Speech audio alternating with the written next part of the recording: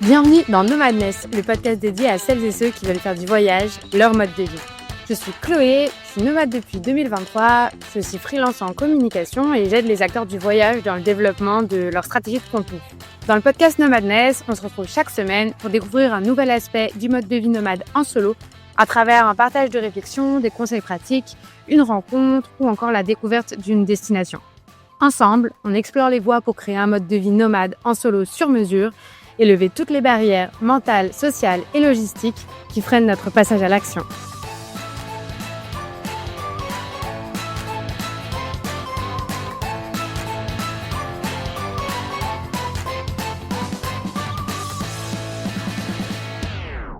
Il y a quelques mois, dans mon dernier épisode, je faisais le bilan de mon année 2025 et je vous présentais aussi ma vision pour 2026. Je vous partageais notamment mon intention pour cette année, qui était celle de ralentir. Et donc, je voulais m'ancrer davantage, notamment géographiquement, de prendre plus le temps et aussi apprendre à lâcher prise. Donc, j'avais pour idée de publier un épisode par mois sur ce podcast, mais sans vouloir en faire un objectif. Et ça ne s'est pas passé comme prévu, puisque ça fait plusieurs mois que je n'ai pas publié d'épisode. En fait, depuis le début de l'année, les projets artistiques se sont enchaînés pour moi. J'ai eu beaucoup d'opportunités et le podcast a dû passer au second plan. Mais si ça vous intéresse d'en savoir plus sur tout ça, dites-le moi en commentaire et je pourrais complètement faire un épisode dédié sur les coulisses de ces projets-là, surtout qui sont très, très liés aux thématiques du voyage et en particulier à celle de cet épisode. Et donc aujourd'hui, je suis très, très heureuse de revenir avec une interview que j'ai enregistrée en octobre dernier, donc il y a plus de 6 mois.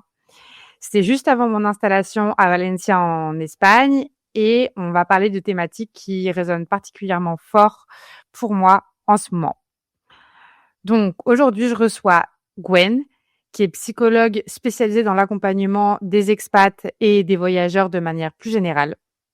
On va parler ensemble de choc culturel, de déracinement, d'identité, d'adaptation et on va se poser une question que beaucoup d'entre nous finissent par se poser quand on voyage beaucoup. Est-ce qu'on peut s'ancrer sans renoncer à sa liberté? On va aussi parler du sentiment d'appartenance, des différentes façons de s'intégrer à une nouvelle culture, du regard qu'on porte sur son pays d'origine après avoir vécu ailleurs et de tout ce que le voyage vient transformer en nous. Bref, c'est un épisode qui pousse vraiment à la réflexion, qui est à la fois introspectif et très concret, avec beaucoup de ressources et d'outils aussi, que j'ai vraiment hâte de vous partager. Allez, bonne écoute. Bienvenue sur le podcast Nomadness pour que tu nous parles on va parler plein de choses, des chocs culturels, d'ancrage notamment, d'adaptation à l'étranger, d'expatriation. Et tu nous en diras un petit peu plus, mais avant ça, est-ce que peut-être tu peux commencer par te présenter? Ouais, carrément. Moi, du coup, c'est Gwenaëlle. Je suis psychologue nomade. Et là, à la fin du mois, ça va faire 6 ans que je voyage. Je suis réunionnaise. J'ai été élevée, je suis née à La Réunion. Et vers ma fin de collège, du coup, en troisième, je suis allée habiter en métropole. J'ai fait mes études de psycho là-bas. Et à la fin de mes 5 ans de psycho, j'ai décidé du coup de partir en voyage en sac à dos avec une amie. Au départ, c'était censé être juste 1 an au Japon.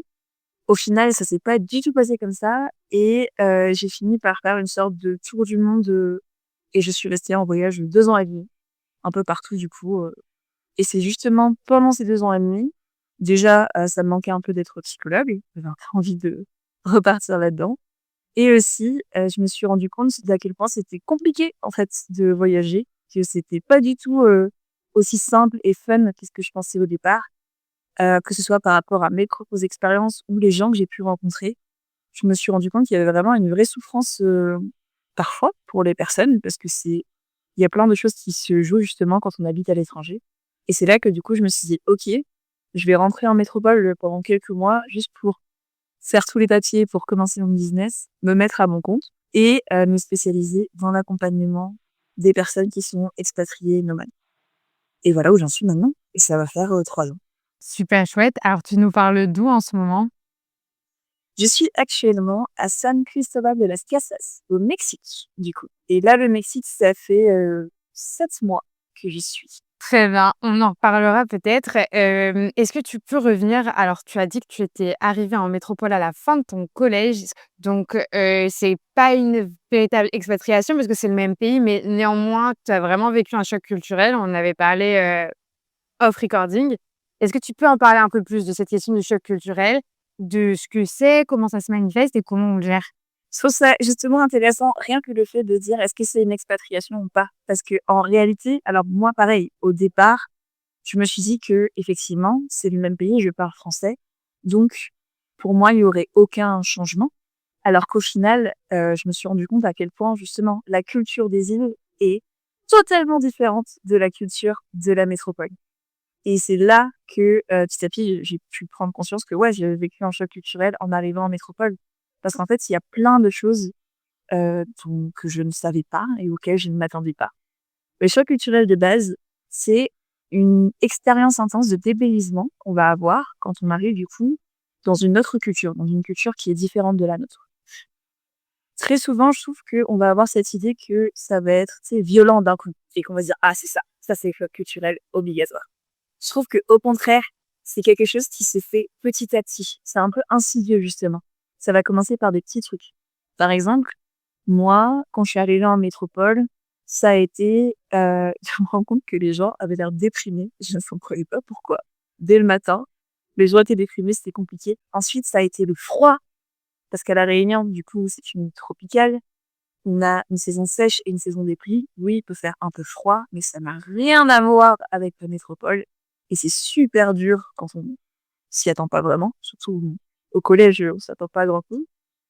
Il y avait aussi tout simplement la manière dont les gens interagissaient avec entre eux. Vous avez pas du tout l'habitude. À La Réunion, on tutoie tout le monde. En métropole, c'est pas le cas, voire c'est mal élevé du coup si tu tutoies certaines personnes.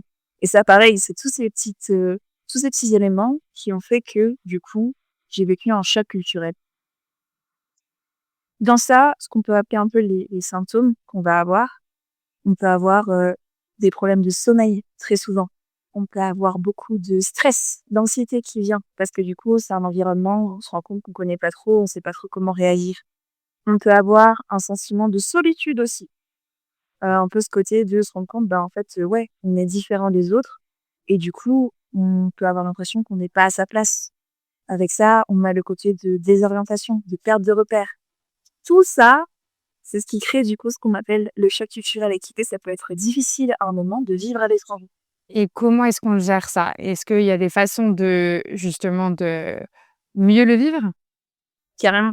Déjà, ce qu'il faut savoir, c'est que l'importance du choc culturel, l'impact que ça peut avoir sur toi, ça dépend de à quel point tu es préparé à quand tu arrives dans ce nouveau pays. Parce qu'en fait, plus, tu sais, c'est un peu ce côté de expectation versus reality.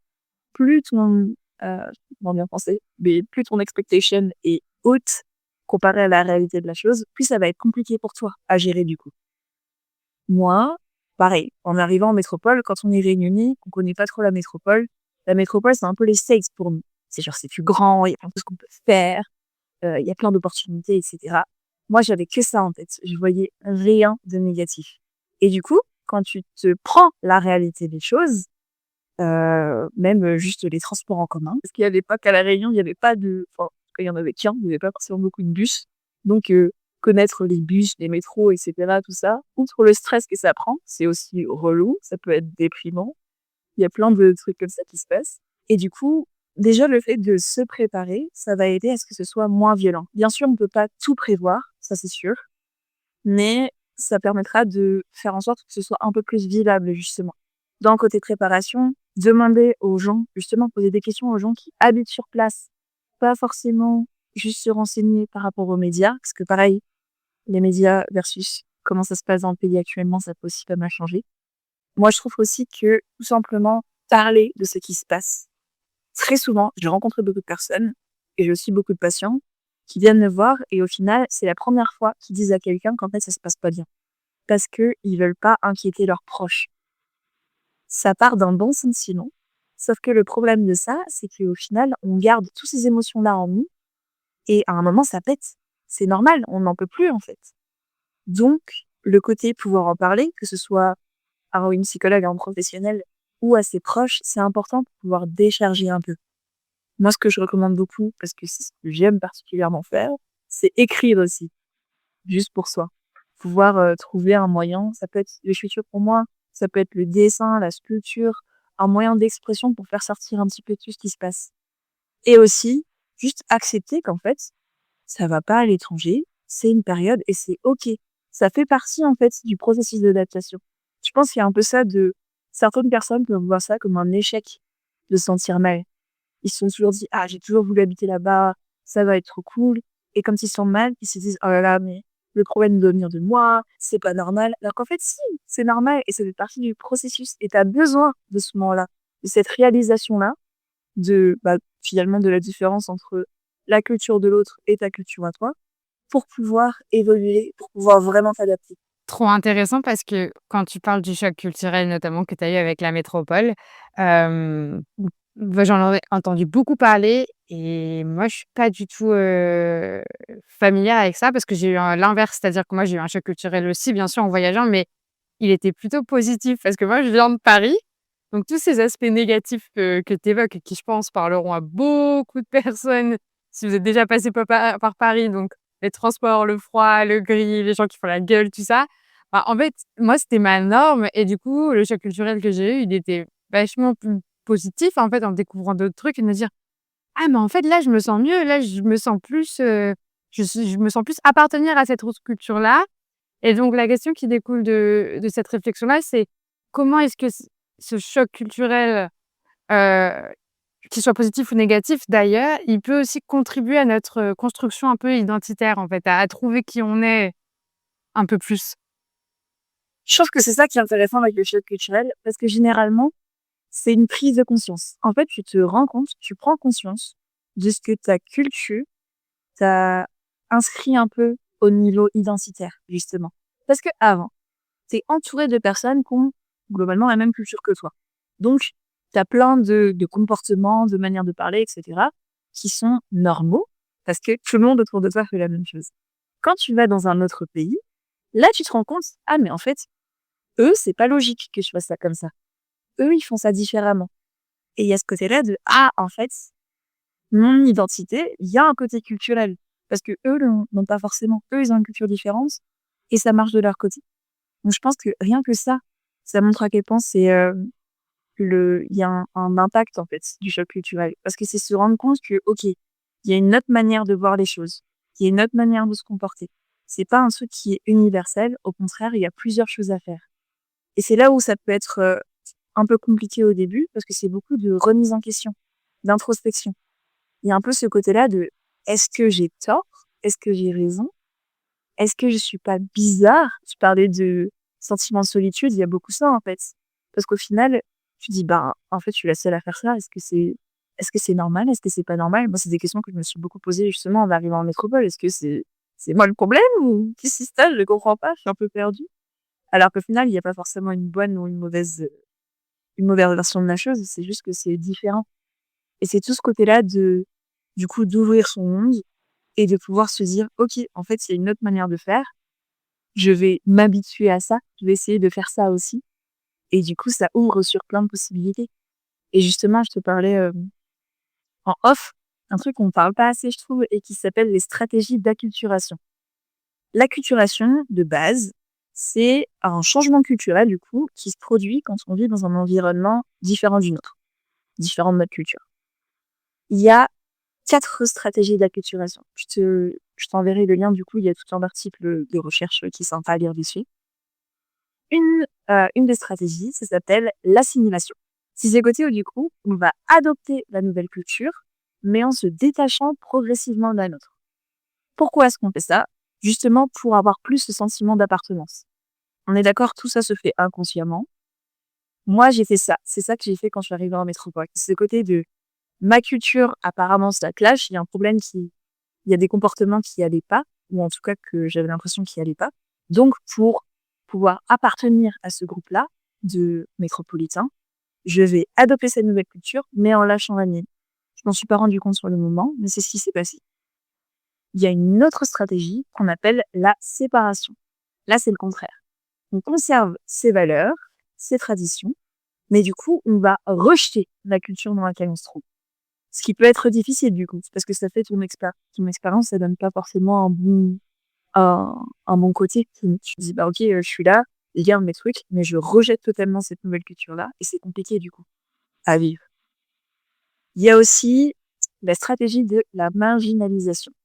Là, c'est très dur, parce que tu vas t'éloigner de ta culture, tout en ne réussissant pas à t'intégrer à la nouvelle. C'est là où on a beaucoup, justement, un gros côté de désorientation, de solitude, de pas savoir quoi faire. Ça peut être très angoissant, très déprimant. Et le dernier, c'est ce qu'on appelle l'intégration. Là, c'est le côté où on intègre la nouvelle culture et on garde nos valeurs, nos traditions. Ça, c'est un peu le meilleur, entre guillemets, pour vraiment se sortir bien, en fait, dans un pays. Et c'est ça, le côté sur lequel je travaille avec beaucoup de personnes qui viennent me voir en me disant, bah là, ça va pas dans ce pays-là. Je comprends pas trop pourquoi. Qu'est-ce qui se passe? On va du coup essayer de voir pourquoi est-ce que ça va pas dans ce pays-là? Qu'est-ce qui s'est passé? Est-ce que c'est le pays en lui-même? Est-ce que c'est aussi des traumas que la personne avait avant? Très souvent, c'est un peu des deux.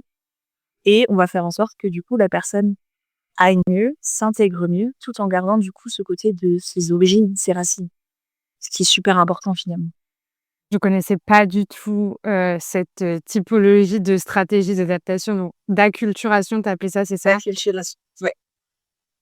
Est-ce que peut-être tu aurais, 1 ou 2 exemples concrets, de certaines de ces stratégies, sur des points particuliers, par exemple, qui peuvent les refléter? Peut-être des cas que tu as vus chez tes patients ou chez toi? Pour le côté de la marginalisation, donc ce côté de on s'éloigne de sa culture et on n'arrive pas à s'intégrer à la culture de base. J'ai eu ça justement avec des personnes, du coup, des personnes réunionnaises qui sont en métropole. Et il y a ce côté où il y a beaucoup de colère contre la métropole de manière générale. Et en même temps, ils ont du mal à se retrouver à La Réunion. Quand ils reviennent à La Réunion pour les vacances, il y a un peu ce côté de, ben, je me sens en décalage, j'ai pas l'impression d'être à ma place. Et ça fait peur. Parce que du coup, t'es un peu en train de te dire, bah, du coup, en fait, je suis qui, je fais quoi, je me sens totalement déséquilibrée. Je trouve qu'il y a le côté de marginalisation, il y a vraiment ça. Pour ce qui est, bah, l'assimilation, c'est ce que je te disais, dans mon exemple à moi. La séparation, donc la conservation des valeurs et le relais de la nouvelle culture, j'ai rencontré beaucoup de personnes venant des États-Unis qui font ça. Donc, qui arrivent notamment au Japon. Qui arrivent au Japon. Le Japon a pas mal de règles. Voilà, genre, par exemple, dans le métro, on ne fait pas de bruit. On ne mange pas en marchant, parce qu'il faut respecter la nature. Voilà, on est poli. Enfin, il y a plein de trucs comme ça. Et j'ai vu un nombre énorme de personnes qui venaient des États-Unis, qui arrivent un peu en se disant, non, mais eux, ils font comme ça, mais en fait, dans mon pays, on fait pas comme ça, donc je peux le faire. Et il y a un peu ce côté-là de je garde mon truc, je parle super fort, par exemple, dans le métro, et je m'en fiche si c'est pas le cas, ce qui est très irrespectueux, je trouve. Mais il y a un peu ce côté-là de c'est ma culture qui a raison, ou si je peux le faire dans ma culture, alors il y a aucune raison que je puisse pas le faire dans l'autre. Ce qui est pas le cas. Ouais, complètement. C'est un truc dont on a beaucoup parlé sur le podcast de ce respect, cette nécessité de respecter la culture dans laquelle tu «t'incorpores» entre guillemets et du pays dans lequel et pour moi, c'est la base. Mais, je voudrais revenir sur ce que tu as dit sur la marginalisation parce que je trouve ça hyper intéressant que tu prennes, dans ton cas, l'exemple, des Réunionnais ou Réunionnaises qui viennent en métropole parce qu'en plus là, tu as un peu un background, historique de colonialisation, en fait, qui est derrière ça. Je trouve que le mot marginalisation, dans le contexte de l'émigration, on l'associe souvent à, justement des populations enfin, nous, en tant que Français, on pense souvent, aux personnes qui sont immigrées et je trouve qu'en France, on est très mauvais, pour intégrer, les personnes de notre culture, les Français. Moi, c'est le ressenti que j'ai moi en tant que Française, c'est-à-dire que je trouve que, on est très peu ouvert dans le sens où on a tendance à être assez facilement arrogant, à pas forcément faire l'effort, de comprendre les personnes qui essayent de parler notre langue, par exemple. Géographiquement, on est mauvais parce qu'en fait, souvent, on ségrègue, en fait, au lieu d'intégrer géographiquement. On n'a pas de mixité culturelle qui serait hyper riche, et au contraire, on a cette ségrégation-là et je trouve que c'est vraiment un mauvais exemple de la façon dont elle est gérée cette immigration. Je sais pas ce que tu en penses toi, mais moi je trouve que marginalisation, je l'associe souvent à ces phénomènes-là. Totalement et c'est d'ailleurs, un des gros trucs à l'international que les gens disent sur la France, ce côté où, les Français sont pas tolérants. Rien que effectivement le fait de dans plein de pays, là, par exemple, au Mexique, heu, je suis pas encore, 100 fluente en espagnol, donc des fois je bug et cetera. Mais les gens sont juste contents que du coup, je puisse, parler leur langue, que j'essaye et cetera. Pareil au Japon, j'avais encore moins de vocabulaire et là, au Japon, le moindre petit mot, ils vont te limite, ils sortent les feux d'artifice, quoi. En France, je trouve que du coup en métropole, il y a un peu ce côté-là de, si un étranger essaye de parler français, c'est tout de suite: «Non mais tu dis pas ça comme ça» ou alors même se moquer et d'ailleurs, même je trouve que dans les cours de langue en métropole, il y a un peu ce côté-là. Quand tu essayes, d'apprendre une langue, on va vite se moquer de toi si tu as pas le bon accent et tout et cetera et du coup après pour nous, c'est compliqué d'aller à l'étranger et d'essayer de parler une autre langue parce qu'on a cette peur-là, en fait. Alors que genre, dans les autres pays, ils ont pas ce problème. Enfin dans plein d'autres pays plutôt, ils ont pas ce problème. C'est très, très juste ce que tu dis et justement tu parles du Mexique. Alors j'aimerais bien qu'on passe sur un peu un deuxième temps de cet échange pour parler de la question de l'ancrage et donc ma première question ce sera peut-être, puisqu'aujourd'hui tu es installée au Mexique, tu me l'as dit, qu'est-ce qui t'a encouragé à prendre une base, à créer un peu un chez toi? Alors 100 c'est parce que j'ai adopté un chien. Du coup, j'ai commencé à arrêter d'être, à ne plus voyager en sac à dos à partir du moment où j'ai adopté mon premier chat, qui du coup maintenant a 4 ans et 100 c'était à cause du chat. Je pense que je l'aurais pas et c'est ça qui est intéressant, je pense que je l'aurais pas adopté. J'aurais pris beaucoup plus de temps avant de me poser à un endroit. Parce que j'avais peur, parce que je me disais, «Si je m'arrête, je vais plus pouvoir repartir».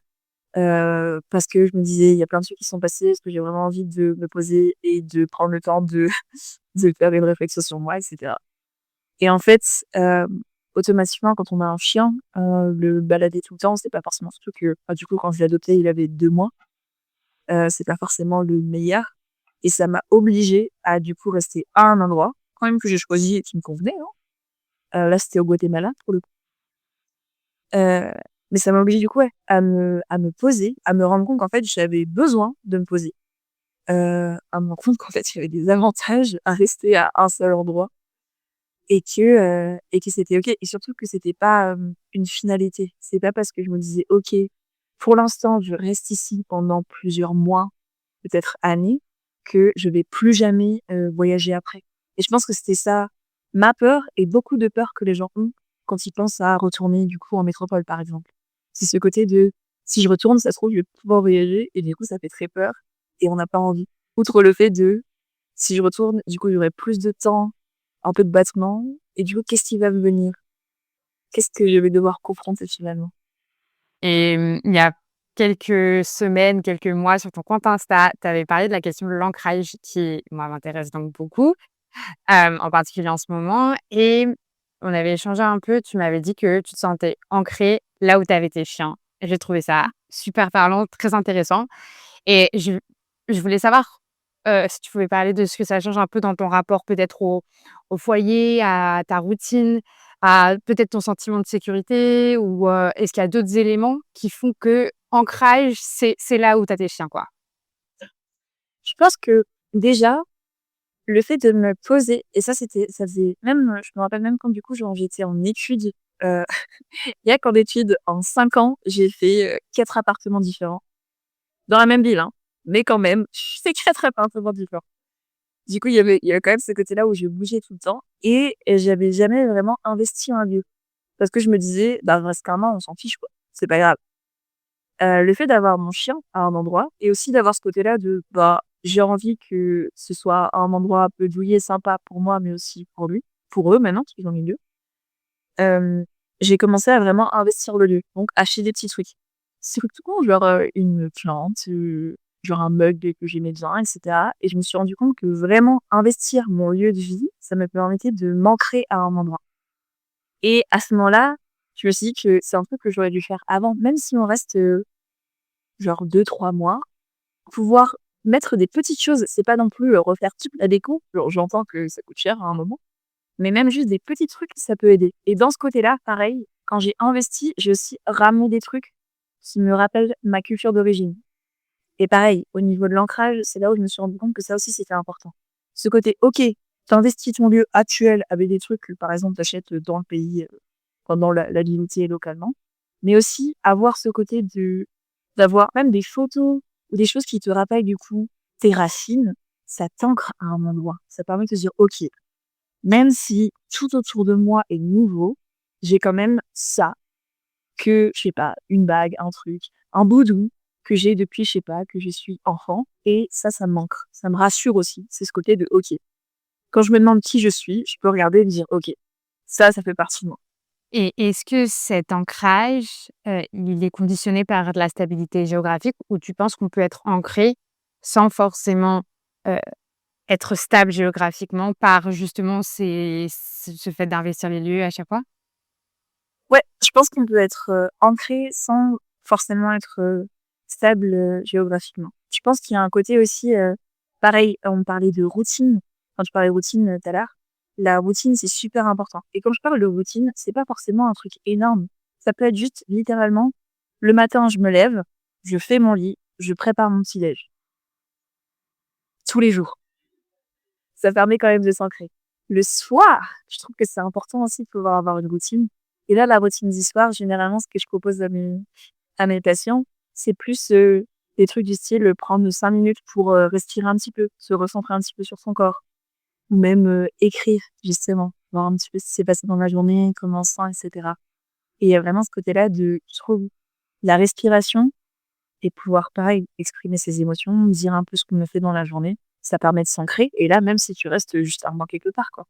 Ouais, je suis complètement d'accord, la routine, c'est hyper important pour moi et je trouve que justement le fait de bouger, moi, ça m'a permis de d'identifier petit à petit les éléments qui étaient vraiment hyper importants à pouvoir intégrer dans ma routine, et du coup à adapter et à choisir les endroits où je vais en fonction de ça.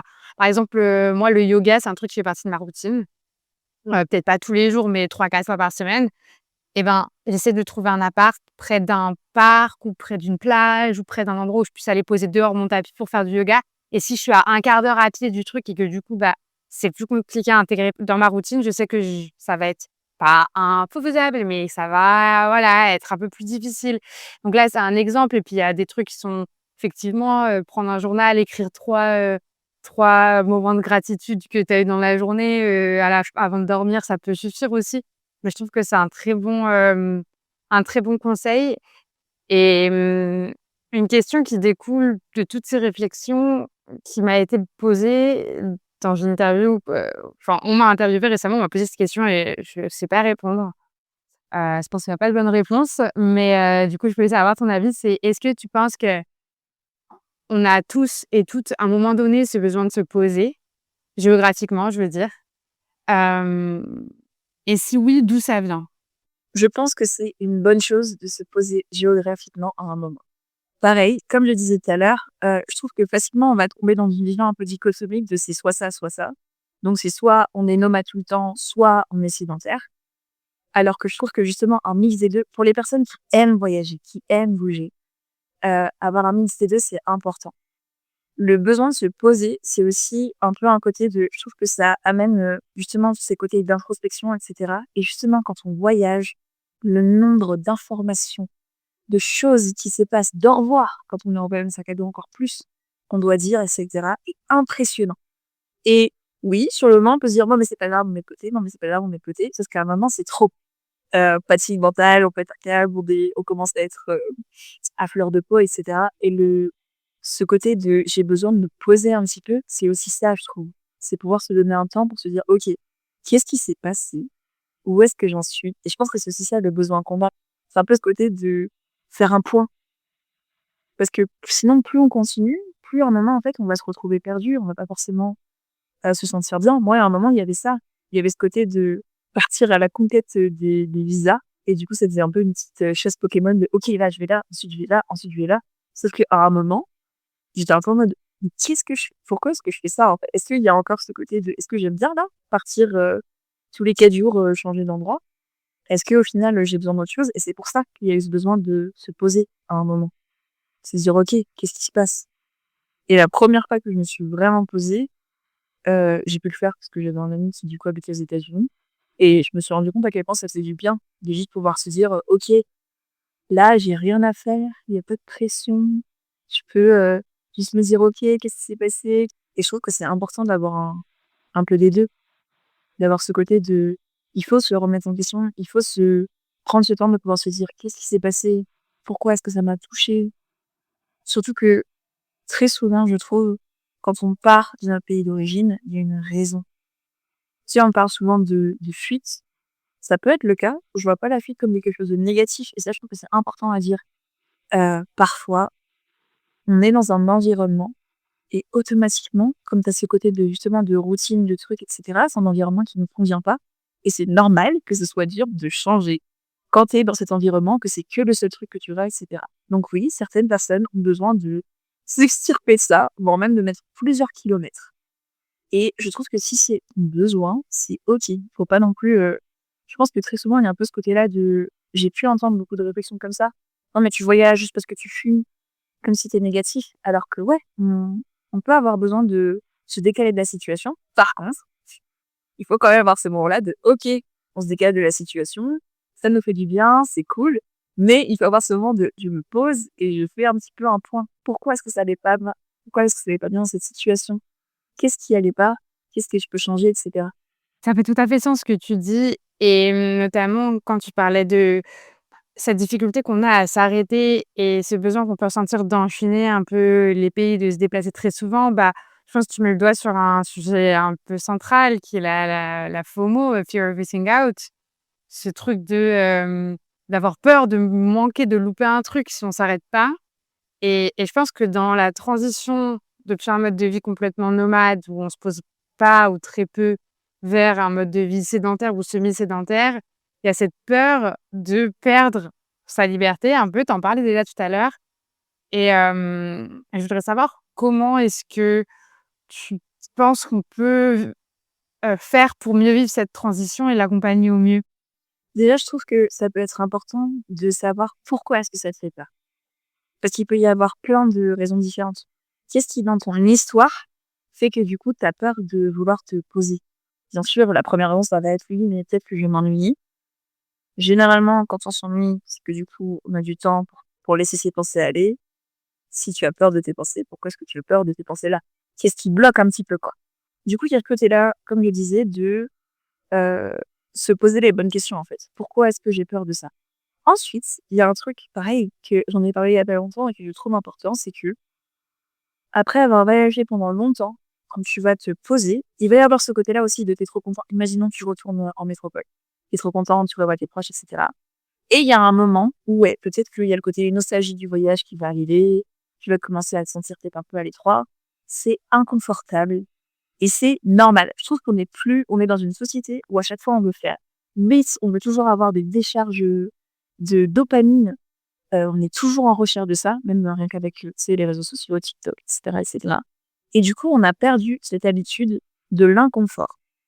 Pourtant, ça fait partie de la vie.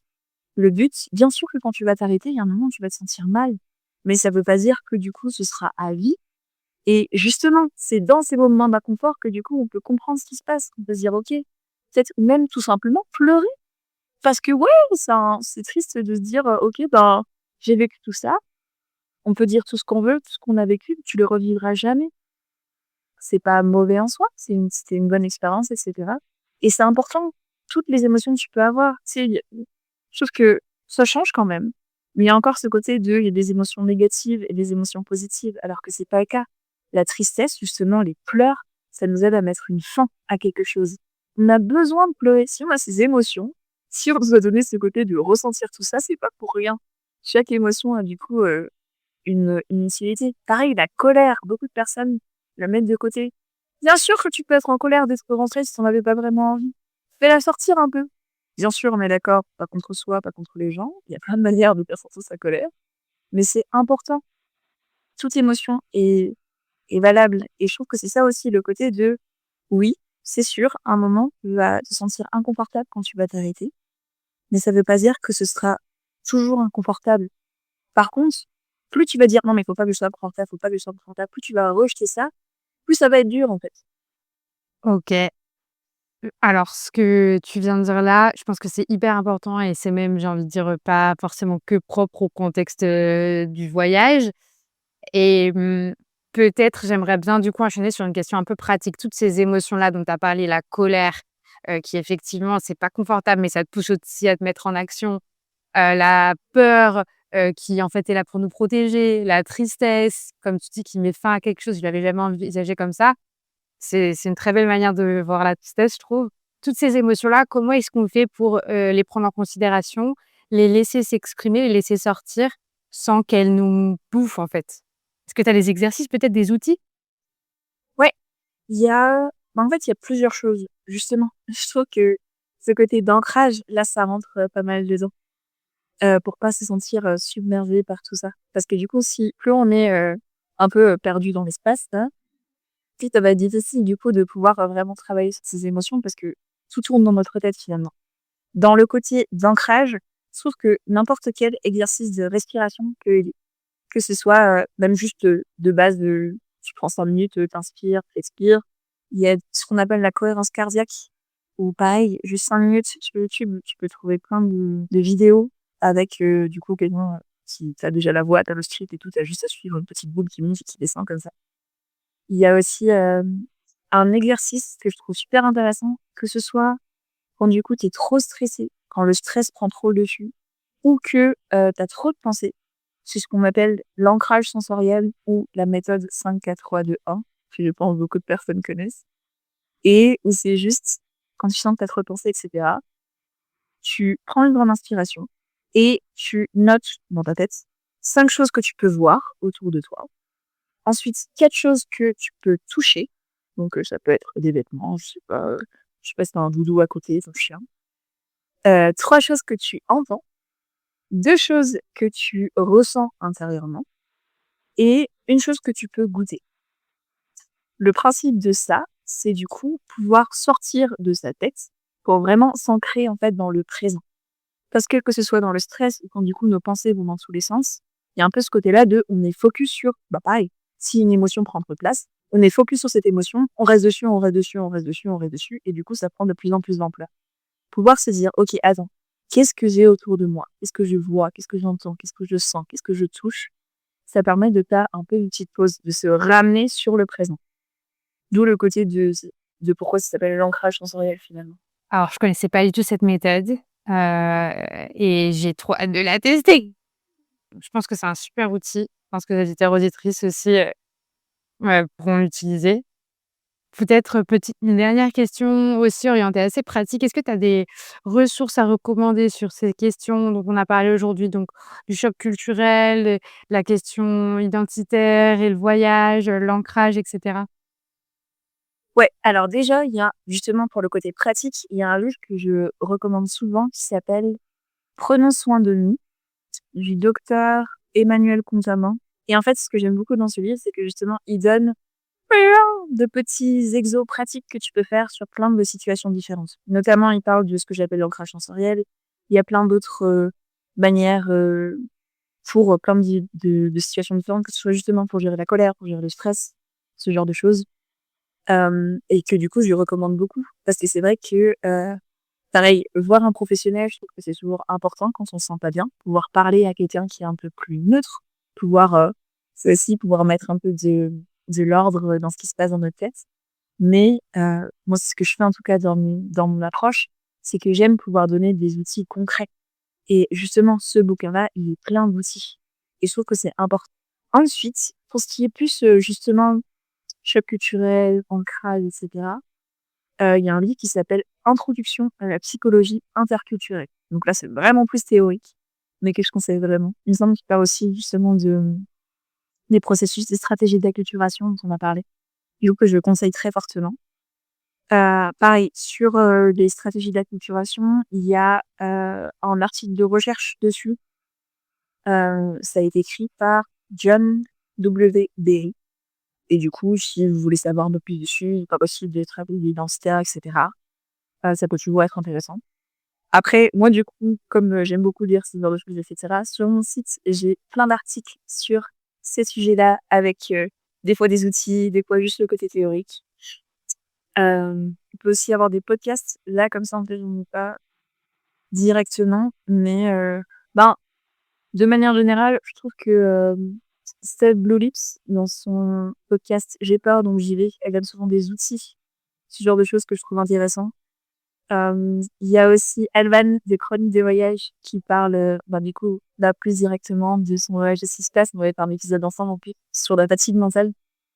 Et pareil, elle donne souvent, ben, du coup, ce qu'elle pense, des outils qu'elle peut avoir trouvés, et cetera. Eh ben, écoute, c'est super complet. C'est drôle que tu parles d'Alban de Chroniques de voyage et en particulier de cet épisode sur la fatigue en voyage parce que dans cet épisode-là, que j'ai écouté et que j'ai beaucoup aimé, d'ailleurs, on a discuté suite à cet épisode-là, et ben, elle mentionne Nomadness, que j'ai fait un épisode sur la charge mentale en voyage et on se renvoie mutuellement l'une à l'autre. C'est assez drôle, mais c'est vrai que ça complète très, très bien Nomadness, donc merci de l'avoir mentionné et puis sur toutes les autres ressources que tu as données, donc je les mettrai en description que les auditeurs, auditrices puissent les retrouver, facilement. Sur, ton site, tu disais, tu as plein de ressources. Je plus vois ce que tu as dit parce que ton blog est très, très riche. Moi, j'ai lu certains des articles et j'ai beaucoup aimé, donc merci pour ça et puis, tu es aussi actif sur Instagram où tu postes régulièrement des petites capsules, des petits réels sur, les différents questionnements qu'il peut y avoir autour de l'expatriation, du voyage, du nomadisme et cetera. Donc je recommande. Où est-ce qu'on peut te retrouver sur Instagram? Sur Instagram, mon nom, c'est du coup Odyssepsy. Mon site internet, c'est jetinleo-psy.com. Dans tous les cas, comme tu dis, tu mettras, les liens. Eh bah, écoute, merci beaucoup pour, ton partage aujourd'hui et ton éclaircissement sur ces sujets qui sont complexes et sur lesquels tu as de l'expérience à la fois à titre personnel et aussi en tant que professionnel, donc c'était particulièrement riche. Et est-ce qu'il y avait quelque chose que tu voulais ajouter dont on n'aurait pas parlé?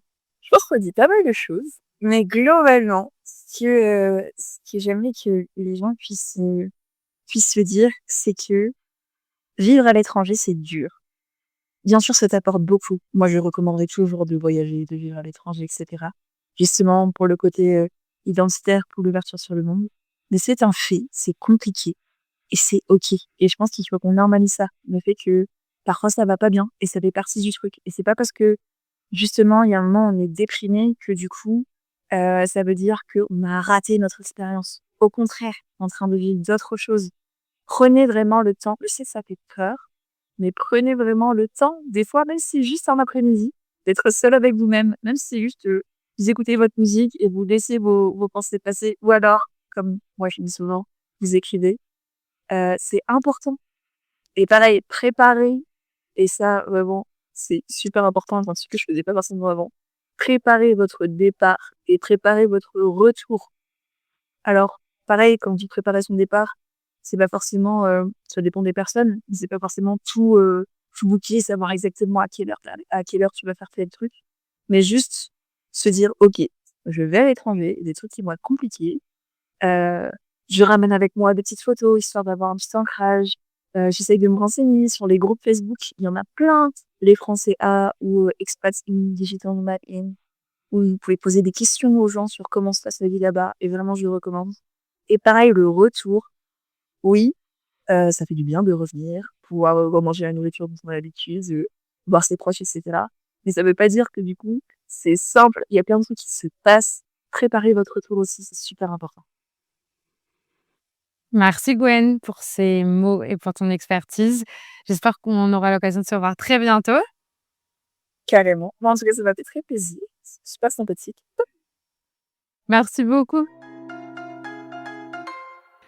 Merci d'avoir écouté cet épisode de Nomadness. J'espère que cette conversation avec Gwen a fait écho, vous a rassuré peut-être aussi, qu'elle vous aura donné des clés pour mieux comprendre ce qu'on traverse parfois quand on voyage. Et comme le disait très bien Gwen, une des clés pour bien vivre son expatriation ou son émigration, bah, c'est de bien se préparer. Et justement, dans le prochain épisode, on continuera cette réflexion autour de l'expatriation avec Margot. fondatrice d'Expatez-vous, qui accompagne les personnes dans leur projet de vie à l'étranger. Donc, on parlera de la préparation au départ, d'organisation, de projection, mais aussi de retour, de réadaptation et toutes ces transitions, en fait, qu'on sous-estime très souvent quand on décide de construire une vie ou un projet ailleurs. Je vous donne donc rendez-vous le mois prochain pour cet épisode et d'ici là, comme d'hab, n'hésitez pas à soutenir le podcast en le partageant, en laissant une note ou un commentaire sur votre plateforme d'écoute ou simplement en venant échanger avec moi sur Instagram. Allez, à très vite!